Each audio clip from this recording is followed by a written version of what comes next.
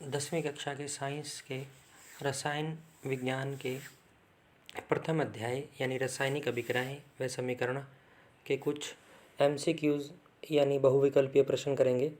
तो पहला प्रश्न आपके स्क्रीन पर है, निम्न में से कौन सा सूत्र सही है। तो बच्चों ये सूत्र कौन सा सही है, इसमें आएगा आपका ये एक्चुअली में धावन सोडे का सूत्र है Na2CO3 10 वाटर मोलिक्यूल, मतलब इसमें 10 जो वाटर मोलिक्यूल्स होते हैं यानी पानी होता है। नेक्स्ट क्वेश्चन, लोहे यानी आयरन, लोहे को आयरन कहते हैं, को जिंक से लेपित करने की क्रिया को कहते हैं गैल्वेनीकरण कहते हैं। गैल्वेनीकरण क्या होता है, ये क्यों करते हैं, ताकि उसको लोहे को जंग से बचाया जा सके, संक्षारण से बचाया जा सके।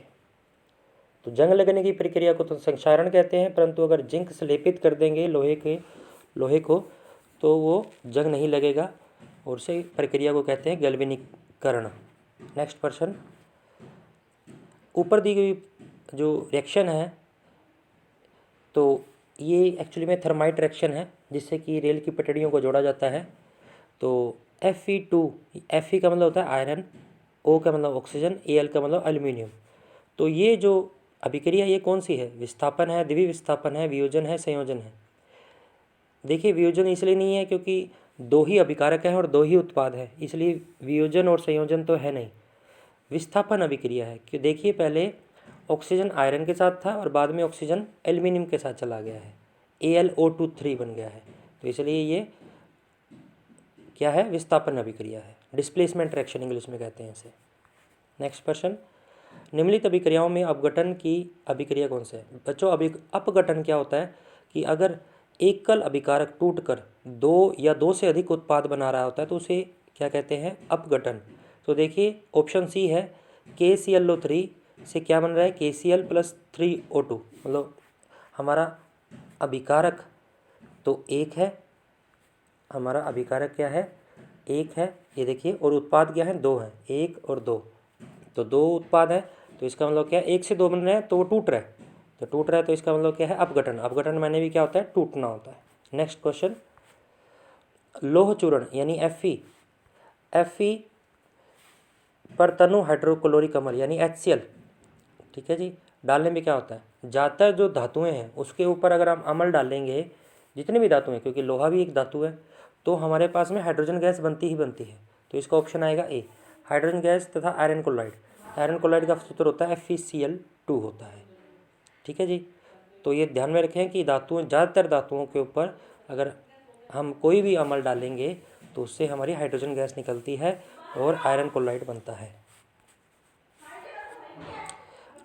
निम्न में से कौन सा उत्पाद लेड नाइट्रेट को गर्म करने पर प्राप्त होता है। तो बच्चों एग्जाम में अक्सर मैंने इसको तभी हाईलाइट किया है, अक्सर ये लेड नाइट्रेट का भी सूत्र आया हुआ है कि लेड नाइट्रेट का क्या फार्मूला होता है। तो लेड मैंने होता है Pb और नाइट्रेट का होता है NO3। लेड का क्या सूत्र होता है, Pb, जो मैगी में पाया गया था, और नाइट्रेट का क्या होता है बच्चों, NO3। और इसको बैलेंस करने के लिए हमने 2 और लगा दिया है, क्योंकि जो Pb की वैलेंसी होती है 2 होती है। तो इसको गर्म करने पे क्या बनता है, मतलब कि इसकी वियोजन अभिक्रिया होती है तो क्या बनता है, NO2 गैस बनती है और ऑक्सीजन गैस निकलती है। तो ये बहुत ही महत्वपूर्ण प्रश्न है, इसके एक प्रश्न के अंदर 2 प्रश्न छुपे हुए हैं कि पहले तो लेड नाइट्रेट का सूत्र क्या है, ये अक्सर पेपर में आया हुआ है हरियाणा बोर्ड के अंदर, और दूसरा इसके गर्म करने पे क्या प्राप्त होगा, यानी वियोजन अभिक्रिया होगी, ठीक है जी। और एकल अभिकारक से 2 उत्पाद बन रहे हैं, NO2 और O2। नेक्स्ट है, जिंक तथा तनु हाइड्रोक्लोरिक अम्ल की फलस्वरूप कौन सी गैस बनती है। अभी मैंने बताया था कि आपको ज़्यादातर जो धातुएं हैं अगर उनकी कोई भी अम्ल से हम रिएक्शन करवाएंगे तो हाइड्रोजन गैस ही बनती है। नेक्स्ट क्वेश्चन, शाक सब्जियों को विघटित होकर कंपोस्ट बनाना किस अभिक्रिया का उदाहरण है। तो ऊष्माक्षेपी है, क्यों है, क्योंकि इसमें ऊष्मा निकलती है। अब 2 तरह की अभिक्रियाएँ होती हैं, एक ऊष्माक्षेपी होती है, एक ऊष्मा शोषी होती है। शोषी तो जिसमें ऊष्मा अवशोषित हो, मतलब कि कोई भी अभिक्रिया हो रही है जिसमें ऊष्मा हमें देनी पड़े, ठीक है, तो उसे होगी ऊष्मा शोषी। परंतु अगर आप कंपोस्ट बनाते हैं, ठीक है, उनको मिट्टी में दबा दिया जाता है, ठीक है, तो कंपोस्ट बना रहे हैं तो वो ऊष्मा क्षेपी है क्योंकि इसमें ऊष्मा निकल रही है। एग्जाम में ये भी प्रश्न आ जाता है कि ऊष्मा क्षेपी किसे कहते हैं, ऊष्मा शोषी किसे कहते हैं। तो आपके एग्जाम परिभाषा भी क्लियर होगी।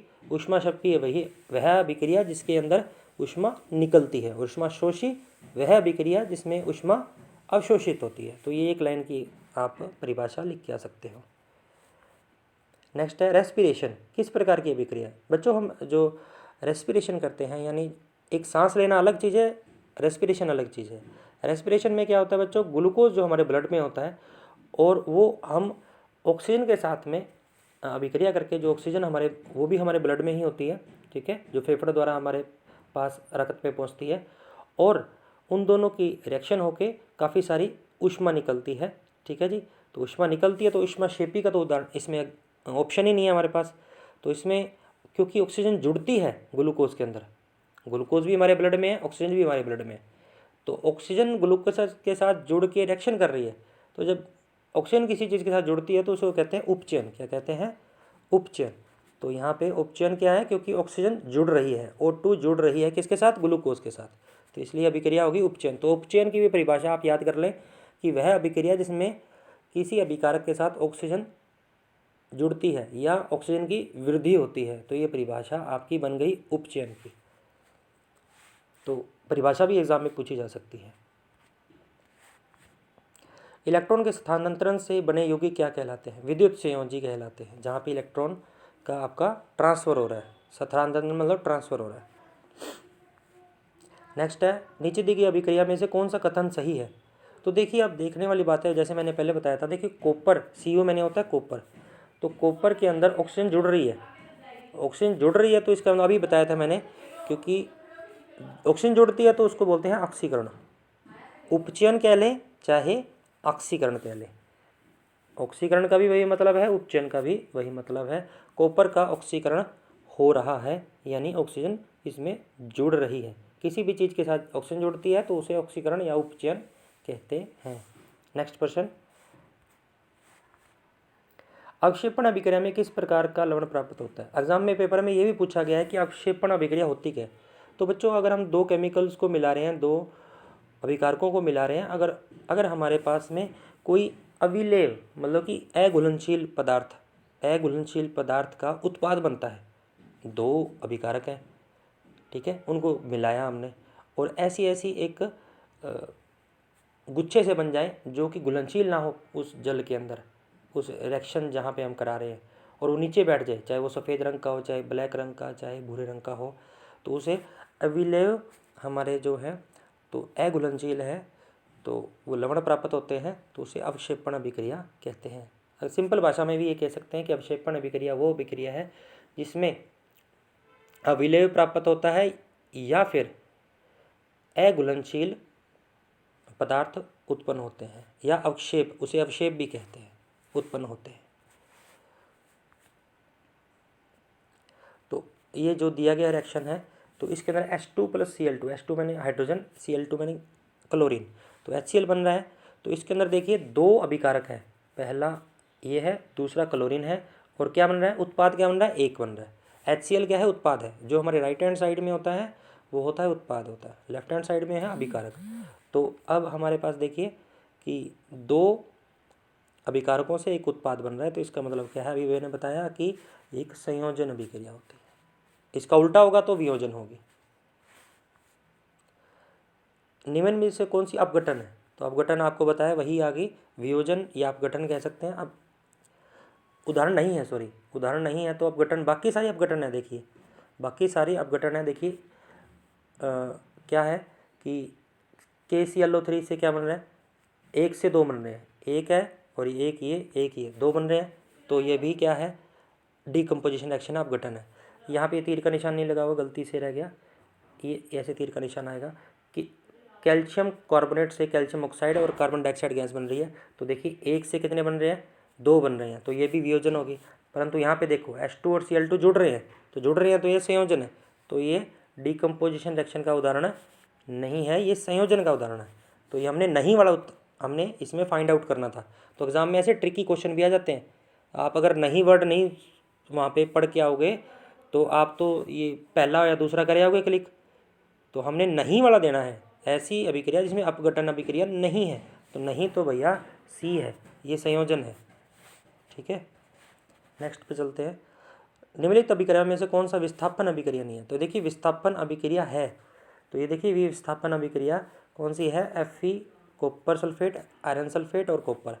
ये डिस्प्लेसमेंट है। देखो पहले सल्फेट था कॉपर के साथ में, ये सल्फेट बोलते हैं SO4 कॉपर के साथ में। अब देखो सल्फेट किसके साथ में? आयरन के साथ में है, तो इसको क्या कहते हैं? डिस्प्लेसमेंट रिएक्शन कहते हैं। और ये क्वेश्चन अलग से भी पेपर में आ जाता है। कैसे आ जाता है पेपर में? कि कॉपर सल्फेट का रंग तो होता है नीला, और बाद में आयरन के साथ रिएक्शन करके ये हो जाता है हरा। ये क्या बन गया? मैंने देखो हरा रंग से इसको लिखा भी है। तो ये क्यों होता है? तो आपने उत्तर में लिख के आना है, ये विस्थापन अभिक्रिया के कारण होता है। नेक्स्ट क्वेश्चन, निम्नलिखित में से कौन सी द्विविस्थापन है? द्विविस्थापन में होता है जिसमें आयनों का आदान प्रदान हो। तो जब आयनों का आदान प्रदान होता है, देखिए Ag धातु है, Ag मैंने चांदी होता है, Na मैंने सोडियम, आप जानते हैं। तो देखिए पहले Ag के साथ NO3 था और Na के साथ Cl था। अब देखो अदला बदली हो गया, Ag के साथ तो Cl आ गया और Na के साथ में NO3 आ गया। तो आयनों का आदान प्रदान हो रहा है आपस में दो धातुओं के बीच में, तो वो हमारा पास में क्या हो रहा है? इसको द्विविस्थापन, मतलब कि पहले डिस्प्लेसमेंट थी, अब डबल डिस्प्लेसमेंट होगी, क्योंकि दो आयनों का इसमें रोल होता है। दो आयन कौन से हैं? NO3 है एक और एक Cl है। अगला प्रश्न है, निम्नलिखित में से कौन सा रिडॉक्स अभिक्रिया? रिडॉक्स क्या होता है? जिसमें अपचयन और उपचयन दोनों हो रहे हो, अपचयन और उपचयन दोनों हो रहे हो। तो ये देखिए कैल्शियम ऑक्साइड से क्या बन रहा है? Cl2, देखिए ऑक्सीजन निकल रही है, तो ये क्या हो गया? अपचयन हो गया, ठीक है जी। और HCl से क्या बन रहा है? H2O हो गया, तो इसमें ऑक्सीजन जुड़ रही है, तो ये उपचयन हो गया। तो अपचयन उपचयन दोनों इकट्ठे हो रहे हो तो हमारे पास कहते हैं, क्या कहते हैं उसको? रिडॉक्स अभिक्रिया कहते हैं।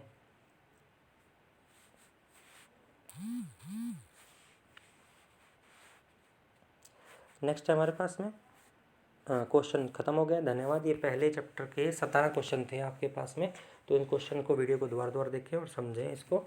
इनकी परिभाषाएं भी पेपर में पूछी जा सकती हैं, तो आप परिभाषाओं को भी भली भांति जो मैंने बताई हैं, उपचयन की परिभाषा आपको बताई है, ऑक्सीजन का जुड़ना, और अपचयन जिसमें ऑक्सीजन की ह्रास हो यानी हानि हो उसे अपचयन कहते हैं, या फिर ऑक्सीजन निकल जाए किसी अभिकारक में से। ठीक है, धन्यवाद।